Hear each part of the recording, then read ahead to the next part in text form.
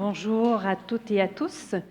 Donc, la première étape du projet a consisté, en fait, à produire un état de situation sur la question des MGF au Québec. L'objectif de l'état de situation, c'était de comprendre, à partir des différents secteurs de la santé, services sociaux, secteur de protection de la jeunesse, éducation à l'enfance et le secteur communautaire, tant les services en violence auprès des femmes victimes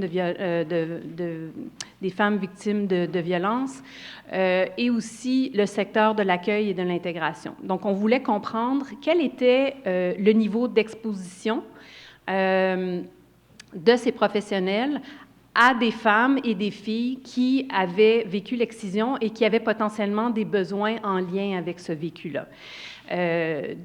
À partir de là, le niveau d'exposition, le niveau de familiarité. Essentiellement, on a constaté un grand besoin de mieux comprendre, de développer ses connaissances sur la complexité de la problématique, parce que c'est pas... et de prendre connaissance aussi du fait que c'est une problématique qui n'existe pas seulement ailleurs, mais qui touche nos concitoyennes canadiennes qui sont originaires de pays où elles auraient pu être exposées à ces pratiques-là durant l'enfance et potentiellement encore dans leur vie adulte. Donc, les constats généraux qu'on a pu faire, eh bien, il y a un grand besoin de formation, il y a un grand besoin de sensibilisation. Donc, comment faire pour multiplier les acteurs sociaux qui détiennent ces compétences-là pour que les femmes puissent avoir un accès plus élargi et que les expertises isolées dans chaque secteur, en fait, puissent être mieux arrimées entre elles.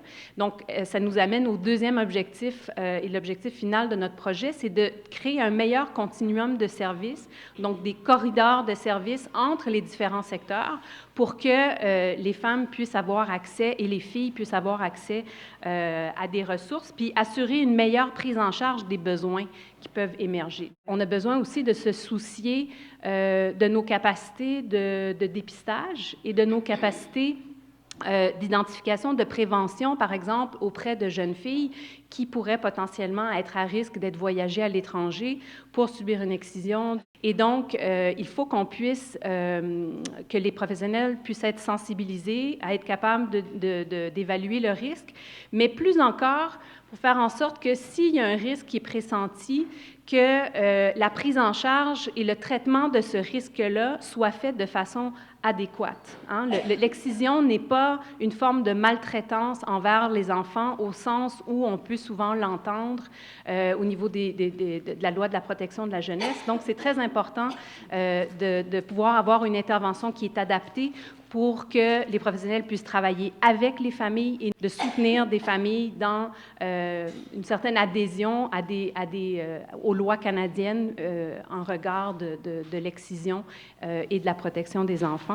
Donc, on souhaite continuer à collaborer avec le RAFIC pour nous assurer d'avoir tous les différents points de vue autour de la table pour pouvoir sensibiliser les décideurs et mettre en place des mesures structurantes qui vont tenir compte des besoins des femmes et des filles québécoises qui sont touchées par l'excision.